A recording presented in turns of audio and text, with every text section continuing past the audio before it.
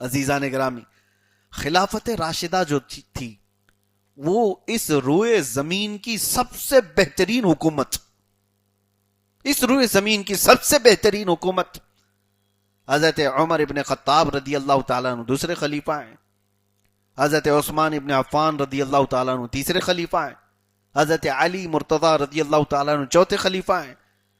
یہ ترتیب من جانب اللہ تھی، یہ اللہ تعالیٰ کی طرف سے ہے. یہ آج 1400 سال کے بعد آئے ہوئے کیڑے اس میں نقص نکالنے کی کوشش کرتے ہیں. پہلے وہ تھے، دوسرے آ گئے. تم آج اپنے باپ داداؤں کو نہیں پہچان پاتے ہیں، اور وہ خلافت راشدہ کے درمیان جہاں اجلہ صحابہ موجود تھے، وہ صحابہ بھی ایسے ایسے صحابہ موجود تھے جو کسی بھی رعب و دبدبے سے دبنے والے نہیں تھے. وہ صحابہ وہاں موجود تھے مدینے میں جنہوں نے قیصر روم کو گھٹنے ٹیکنے پر مجبور کیا تھا. وہ صحابہ موجود تھے وہاں پر جنہوں نے جنگوں میں سب سے پہلے حضرت ابوبکر صدیق کی خلافت کے بعد جو پہلا محاذ آیا، آپ کو پتا ہے کیا تھا؟ بڑے چیلنجز تھے. حضور کی وفات ہوئی، حضرت ابوبکر صدیق خلافت پہ بیٹھے. کتنے محاذ؟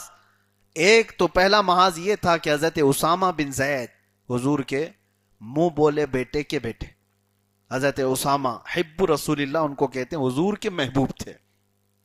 رسول اللہ صلی اللہ تعالی علیہ وسلم بہت ان کو چاہتے تھے کیونکہ وہ زید بن حارثہ کے بیٹے تھے، اور زید بن حارثہ رسول اللہ کے منہ بولے بیٹے تھے. تو اسامہ بن زید کو رسول اللہ صلی اللہ علیہ وسلم نے ایک بڑا لشکر دے کر تبوک کی جنگ موتا کا بدلہ لینے کے لیے بھیجا تھا.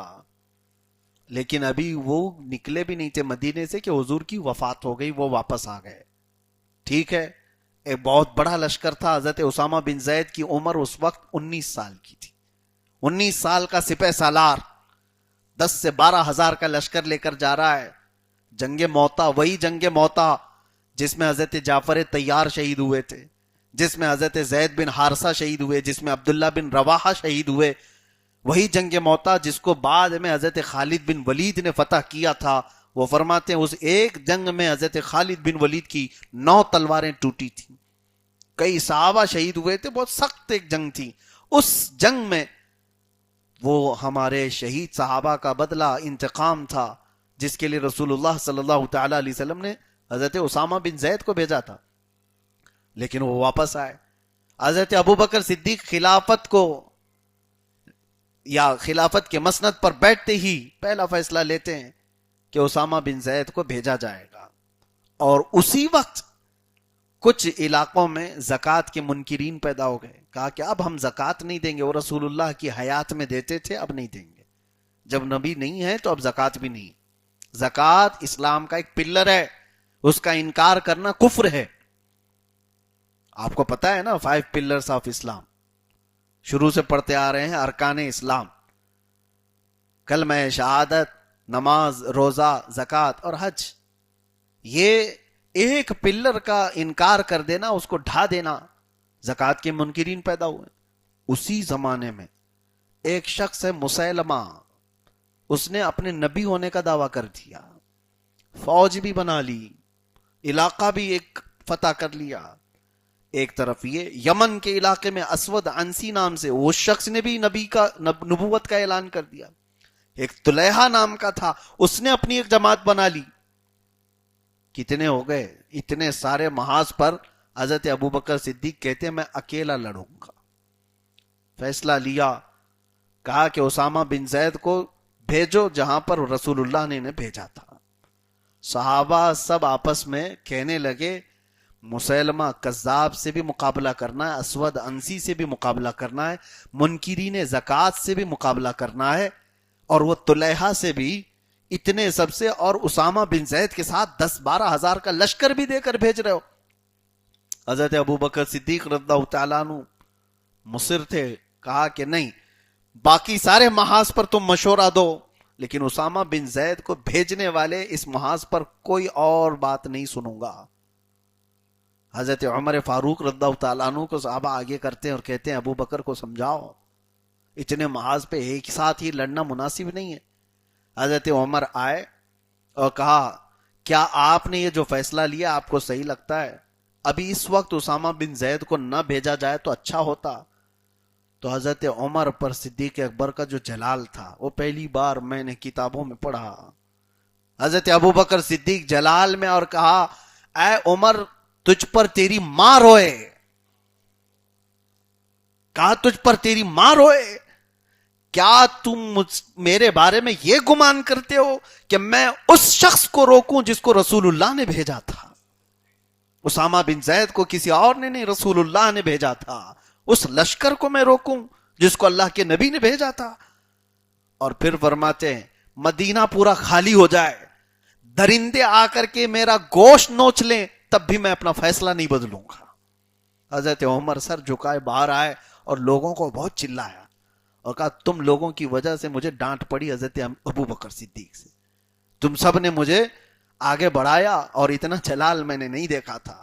اور پھر کہتے ہیں حضرت عمر واللہ خدا کی قسم میں نے دیکھ لیا کہ حضرت ابو بکر صدیق کا سینہ ایمان سے کتنا بھرا ہوا ہے، یقین سے بھرا ہوا ہے، چھوڑ دو. تو لوگوں نے کہا چلو وہ لشکر تو بھیج دیا جائے. لشکر تو جائے گا، رسول اللہ نے بھیجا تھا. سپہ سالار بدل دو، 19 سال کا جوان لڑکا ہے اسامہ بن زید، کوئی بہت بہترین اچھا سپہ سالار بھیجا جائے، کیونکہ جنگ موتا کا وہ انتقام لینا ہے جہاں بڑے بڑے صحابہ شہید ہوئے. تو حضرت ابو بکر کے پاس دوبارہ یہ بات آئی، کہا کہ اسامہ بن زید کو بدل کر کے کوئی دوسرا سپہ سالار. حضرت ابو بکر صدیق پھر جلال میں آئے اور کہا اس شخص کو گھوڑے سے کوئی نہیں ہٹا سکتا جس کو رسول اللہ نے بٹھایا، میری کوئی حیثیت نہیں. اور اس کے بعد خود آئے، اسامہ بن زید رضی اللہ تعالیٰ عنہ کو گھوڑے پر بٹھایا. جس وقت صدیق اکبر کی عمر 60 سال کی ہے، 19 سال کے جوان کو گھوڑے پر بٹھائیں اور نکیل خود پکڑ کر کے چلنے لگے مدینے سے باہر. پیچھے فوج ہے، سپہ سالار کو گھوڑے پر بٹھایا اور رسی پکڑ کر چلنے لگے. احترام خلیفۃ المسلمین کا کون نہیں کرتا؟ یار غار رسول کا ادب کون نہیں کرتا؟ رسول اللہ کے عزیز ترین صحابی کا ادب کون نہیں کرتا؟ اسامہ بن زید اتر آئے، گھوڑے سے کہا، صدیق اکبر رضی اللہ تعالیٰ عنہ سے کہا اس طرح مجھے زیب نہیں دیتا کہ مجھ جیسا ایک چھوٹا لڑکا گھوڑے پر سوار ہو اور وقت کا خلیفہ گھوڑے کی رسی پکڑ کر کے جائے. حضرت ابو بکر صدیق کہتے ہیں اسامہ یہ خلافت کے امور کی ذمہ داریاں مجھے دی گئیں، یہ میری مجبوری ہے، ورنہ میں بھی تمہارے ساتھ جانے پر فخر کرتا، اس لیے کہ رسول اللہ کا بھیجا ہوا آخری یہ لشکر ہے. اپنی وفات سے پہلے حضور نے جو لشکر بھیجا وہ آخری لشکر ہے، میں اس میں شریک ہو جاتا.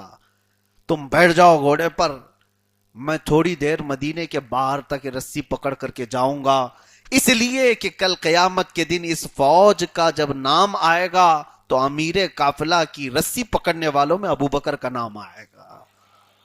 امیر قافلہ سپہ سالار اسامہ بن زید، یہ صدیق اکبر رضی اللہ تعالیٰ عنہ کے امتیازات تھے. یعنی امتیازات کا مطلب فرسٹ پرائیورٹی کس چیز کو دیتے؟ جو رسول اللہ کی منشا ہے وہ فرسٹ پرائیورٹی ہے. یہ سارے محاذوں پر ایک ساتھ لڑائیاں ہوئیں اور اللہ کا فضل دیکھیں، اسامہ بن زید بھی فتح یاب ہو کر لوٹے، اور مسیلمہ کذاب جو دجال نبوت کا دعویٰ کیا تھا اس کا بھی خاتمہ ہوا، اسود عنسی اس کا بھی خاتمہ ہوا، طلیحہ اس کا بھی خاتمہ ہوا، منکرین زکوٰۃ پر بھی قابو پایا گیا. یہ صرف اور صرف 2 سال کے اندر سارے معاملات نپٹا دیے گئے. 2 سال کے اندر. آج آپ کو سننے میں ایسا لگتا ہوگا کہ یہ کون سی بڑی باتیں ہیں. میرے عزیزو، گھر کی 4 دیواری کے اندر بیٹھ کر کے سننا آسان ہے، اور پورے نظام کو اس زمین پر قائم رکھنا، امپلیمنٹ کر کے اس کو سنبھالنا، یہ بڑے بڑے لوگوں کے بھی پسینے چھوٹ جاتے ہیں.